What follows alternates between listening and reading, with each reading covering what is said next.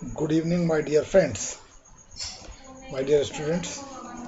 Today I am ready in our volume 4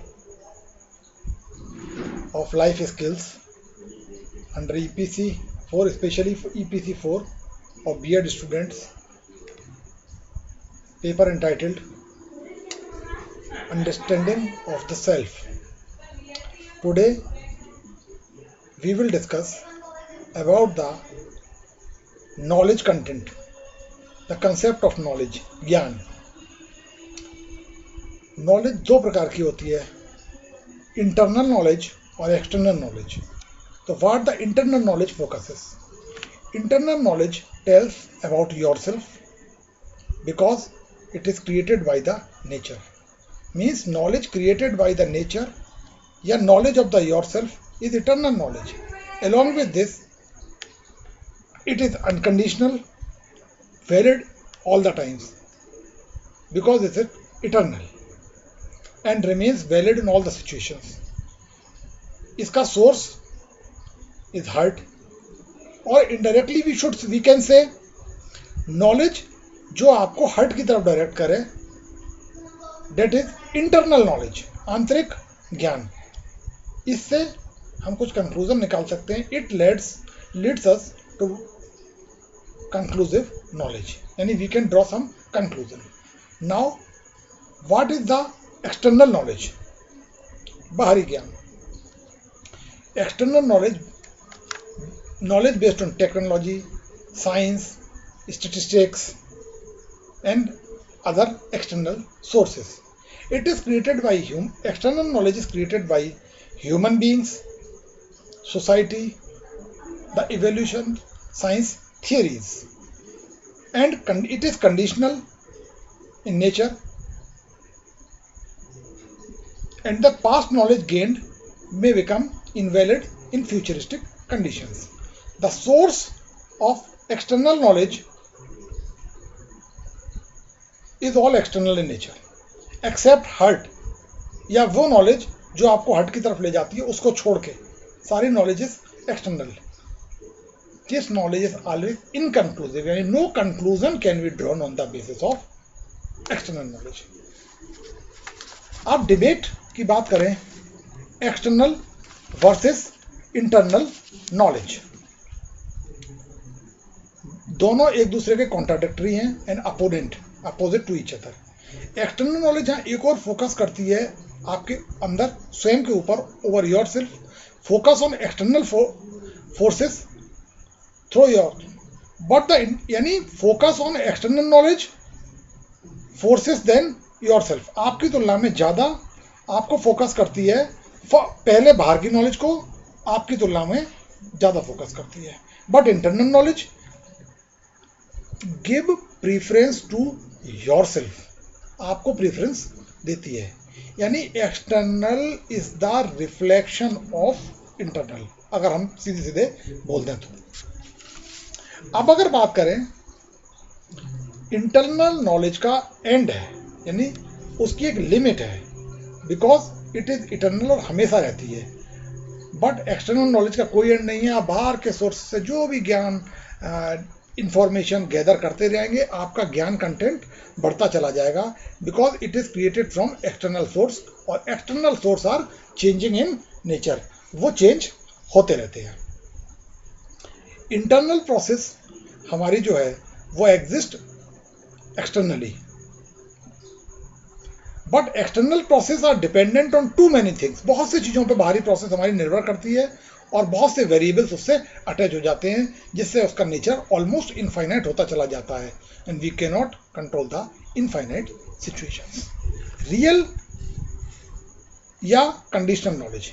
conditional knowledge होता है सीधे सीधे कलेक्शन ऑफ डाटा, बहुत सारा enormous number of data collect करें, ये भी कर लिया, वो भी कर लिया, एज, सेक्स, हाइट, वेट, अलग अलग तरह से क्लासिफिकेशन सब करते हैं अपने माइंड में, यानी external. But that is the conditional, and conditional is not real. Artificial stimulus is needed to control, while the real knowledge that is the concept of life, अपने बारे में जानना, लाइफ के बारे में जानना, which are created with the help of nature. Nature ने जिसका निर्माण किया है, applicable for every living beings. अब लाइफ कंसेप्ट में which explains हम यहाँ क्यों हैं, which explains the concept of why and what. तो रियल नॉलेज की बात करें एंड एजुकेशन, रियल नॉलेज और एजुकेशन ये नहीं है कि नॉट अबाउट विजडम ऑफ, अपने दिमाग में डाटा स्टोर नहीं करना. We are not hard disk, we are not RAM in our brain. It means wisdom to know, हम ये समझ सकें कि eternal knowledge is created by nature. जो हमारी आध्यात्मिक नॉलेज है वो नेचर के द्वारा क्रिएट की जाती है और सारी नॉलेज हमारे अंदर पहले से होती है. We possess all the knowledge but need is to identify it. All the knowledge resides in our heart. We just need to revive it. जैसे हनुमान जी को उनकी शक्ति याद दिलाई गई थी जामवंत जी के द्वारा. Internal knowledge will bring you, एक हम चाहते हैं कंक्लूजन मिले, एक डायरेक्शन ऑफ लाइफ मिले, तो इंटरनल नॉलेज हमको कंक्लूजन ड्रॉ करने में हेल्प करता है. While the external knowledge is created with external people, बाहर के लोग देते हैं और वो it can not be unconclusive, it lacks consistency और कभी आप कंक्लूजन पे नहीं आ सकते. एक छोटा सा एग्जांपल देता हूँ मैं. जब हम स्पेशली मैथमेटिक्स से स्टैटिस्टिक्स का सवाल करते हैं और एग्जाम में पता करते हैं सवाल करने के बाद, we try to find out the answer, check करते हैं ओए तेरा क्या, व्हाट इज योर आंसर. हमारा आंसर चाहे मीन का, मीडियन का या कोई इक्वेशन का बिल्कुल ठीक आया, लेकिन हम दूसरे से कंफर्म करते हैं, हो सकता है उसका गलत हो. तो एक सीधा कंसेप्ट है कि किसी भी क्वेश्चन का सही आंसर केवल एक होता है और उसके अलावा जो भी आंसर्स होते हैं वो गलत होते हैं. गलत आंसर आपस में कभी टैली नहीं कर सकते. किसी क्वेश्चन का इक्वेशन का x की वैल्यू 5 है, ट्रिगोनोमेट्री का सवाल हो, मैथमेटिक्स फिजिक्स का कंसेप्ट हो, उसका आंसर 5 पॉइंट समथिंग है, तो वही सही आंसर होगा और बाकी जो आंसर होंगे वो गलत होंगे. और सब लोगों ने अलग अलग लोगों ने गलत निकाले हैं, सबकी कंडीशंस अलग अलग होंगी, वो कभी टैली नहीं करेंगे. They will not tally in any situation. So सबसे बड़ी चीज, it brings unconclusive nature. Internal knowledge से हमको कंक्लूजन ड्रॉ कर सकते हैं जो एक्सटर्नल से नहीं कर सकते हैं. अगर हम सच्चाई की बात करें, बात द ट्रुथ इज, तो ट्रुथ, अगर बाहरी ट्रुथ की बात करें तो वो इल्यूजन है, मारिज की मिराज जो हो जाती है हमको, बाहरी truth. And searching for truth, अगर हम बाहर ट्रुथ को सर्च करने की कोशिश करेंगे तो we will never find it out. How hard you try, how much time you pay for it. लेकिन truth inside, internal, which is eternal in nature, is reality. And something truth internal, और वो वही truth आपको conclusion draw करने में help करेगा. इस चीज को हम अगर सोशल व्यू पॉइंट से देखें, सोसाइटी व्यू पॉइंट से, तो एवरीथिंग, हम सभी को, everything is right in the society, but our vision is different and how it acts as per need. तो everyone is living in this society according to themselves, and everyone seems to be right, and maybe everyone is right according to his own perception. So there is no single truth. कोई एक सत्य की single line definition नहीं है जो कि right और wrong को डिफाइन कर दे. Water is good for me, cold water is good for me, cold water may not be good for me, it may be good for some other person if I am not feeling well. It can define right or wrong. Truth can be express, truth को बताने के कई तरीके हैं और हर व्यक्ति उसको explain कर सकता है अपने हिसाब से. The person who knows himself, who can peep inside him his heart, will focus on the true knowledge. He can conclude something positive because internal knowledge is conclusive in nature and it is true knowledge. Concepts की बात करें तो concepts are natural and eternally valid for everyone. Concept जो होते हैं are valid for everyone. Concepts जो natural होते हैं, अगर मैं कहूँ concepts are valid in each and every situation, it means it is identity, सर्वसम्यता जिसको गणित में बोलते हैं. Concept true for all the value of x, x के सभी मानों के लिए सही है, लेकिन experiences which are gain from the external sources through the sense organs are individual and specific in nature. Same चीज़ के बारे में मेरी थिंकिंग अलग होती है, मैं कम कंसंट्रेट कर पाता हूँ, somebody can concentrate much more on it. तो experiences are individual oriented. मैं उस चीज़ को देख के अपने सेंसेस से कितना ड्रॉ कर पाया, क्या नॉलेज ड्रॉ कर पाया, it means valid only in a particular situation like education.